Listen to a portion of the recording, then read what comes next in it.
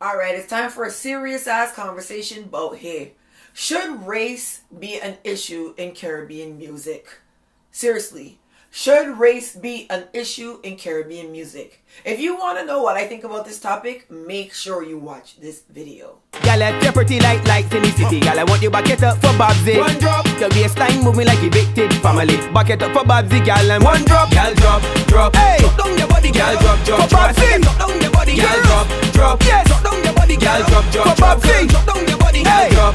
Take it down to the ground, girl, drop. Take it drop down your body, girl, drop. Drop down your body, girl, drop. Hey, drop down your body, stick it and twerk, wiggle and work. Let the bumper go down until it grazes in the air. 'Cause your body ain't stiff like you inside the mark. Walk up on Babbzy like she man getting horn. Bend like rubber in your spine. What's up, everybody? It's your girl Babbzy here. Video blog for you today. Might be a mid-length video blog, kind of a long, kind of short. I'm going to try and do my best to condense everything as much as possible. But I really wanted to talk about this race issue in Caribbean music, as well as hatred in this whole Caribbean industry altogether. Before I get into this video blog, make sure you are following me on Instagram. My name there is Strictly Babbzy. On Twitter, on Snapchat, all my social media outlets, my name is Strictly Babbzy, except for Facebook. My name there is Babbzy at large. Don't forget to subscribe to this channel right here. This is my rants and review channel. I do have 2 other channels that are going to be back up and running very soon. I've had a lot going on, but I'm kind of getting back into the groove of things, so forgive me for not updating over there too much. If you want to keep up with me and keep up with the latest songs, music, entertainment, these kinds of things, make sure you download my app in the Google Play or the iTunes Store. It's called Babbzy Beyond Blogging. You'll get a text notification every time I go live, every time I'm doing something, every time a new song comes out that I think is going to be a hit, stuff like that. So download the app so you don't miss anything that's going on about here. This blog topic is inspired about a situation that I saw go down last week on social media, and it pertains to David Rodigan. Now, I'm sure most of you have heard the name David Rodigan. You probably know who he is. If you're following Caribbean music, you'd probably know who David Rodigan is. For those of you who don't, David Rodigan is a selector, clash selector, DJ out of the UK, and he happens to be a Caucasian man. And he's written a book lately about his life in the dancehall and reggae arena and stuff like that, and he's been doing interviews. Now, apparently on an interview, by the way, I have not heard him say this. If you have that interview, please link it in the comments below so I can see it. In this interview, David Rodigan made reference to himself as the king of reggae in the UK. This is what started this whole shebang against him, and I'm just like, wow, are these people serious? Now, the person who really started to spearhead this campaign against him is somebody called Lloyd Coxon. He's another very well-known industry man, reggae man in the UK. Did a lot of support for reggae music, etc. in the UK. He's a very well-known individual as well. Did a video talking about how dare David Rodigan, this white man, da-da-da-da-da, whatever. Here's my take on this situation, and I'm just going to be very frank. First and foremost, David Rodigan's race has nothing to do with anything. He's not a culture vulture the way people are trying to allege him to be.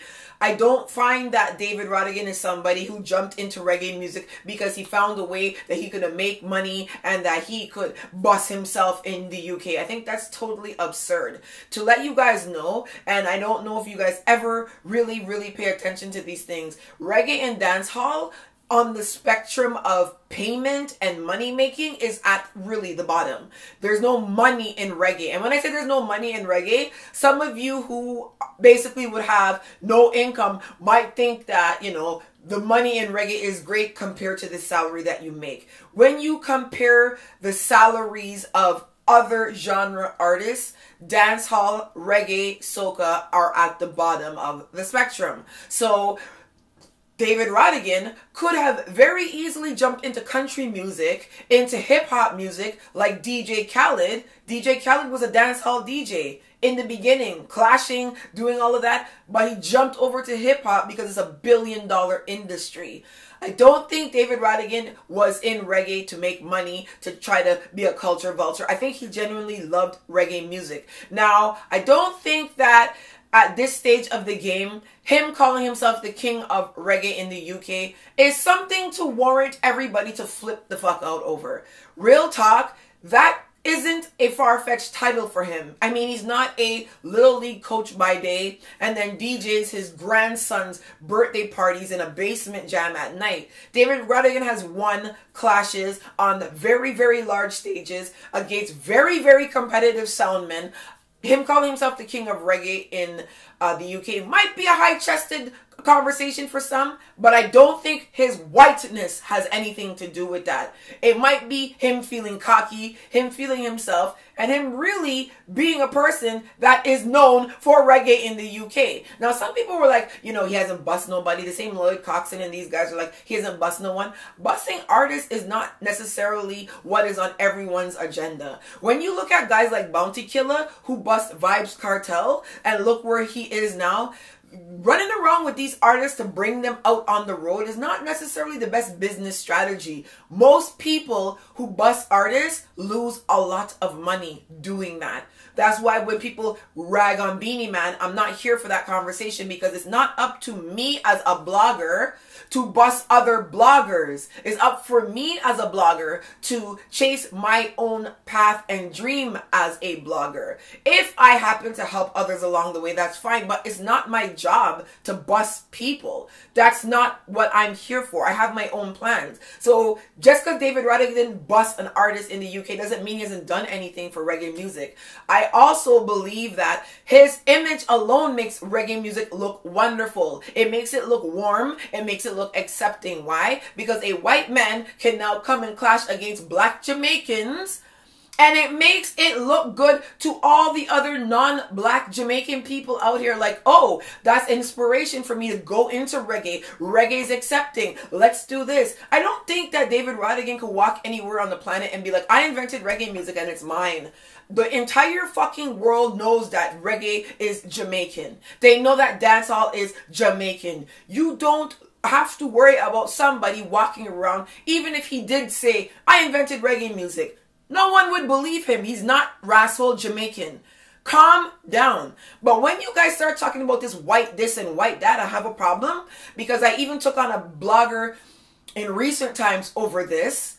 Well, I shouldn't call the person a blogger. I would more so call them a social media nuisance, who basically was talking about they don't want white people in soca music. And I'm like, are you fucking good right now? Listen, people, race has nothing to do with music. In soca music, you have had people like Spice, the band, not Spice, the artist. You've had people like the Merry Men, Denise Plummer. You have white people who have been instrumental in the growth of Calypso music and soca music. In current day, you have red boys who are two white men that are producers, and they have gone on to make some of the largest productions for soca music worldwide. Farmer Nappy, they produced for him.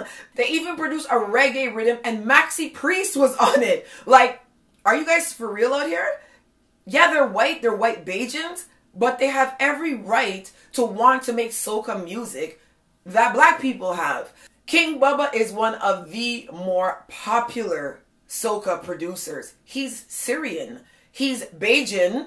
He has a Bajan accent. He's actually an artist as well. But he's Syrian. But he loves the music. He loves the genre. I don't think Bubba jumped in soca because he saw a way to make money. I think Bubba's probably invested way more in soca than he's probably made back at present time. So I could go on and let you know about the Spice Conga Line people and the Merry Men and all these people who are white people who are in music. But I think it's up to you guys to stop allowing hatred to suppress you, oppress you, and make you start coming around and being like, you don't want this and you don't want that. And let me just put in a small note. You know that white people accept black people in a lot of things as well. There were people who didn't want Tiger Woods in golf, and I'm sure a lot of us watch golf now strictly because Tiger Woods, the black man, started to win. I'm sure a lot of us started to watch tennis when Venus and Serena Williams, the black girls, started to beat everybody's ass. There are a lot of things in the world that black people weren't really in, but when they started to get into it, it heightened the image of whatever it was. David Rodigan has heightened the image for reggae, like it or not. I don't care if you like him as a selector. I don't care if you don't like him as a selector. He's charismatic. He's put in work. Motherfucker got a wrestle. Bob Marley dubplate. He has solidified himself in this reggae game. And if you have a problem with him being white, I think the problem is really actually you. Which leads me to my second topic, which is about Caribbean blogging, this whole industry, working with these people, dealing with the drama. I'm really at my wit's end with all of this, and I wanted to really come and really be honest about what is going on in Caribbean blogging and why this is the fastest sinking blogging category out here.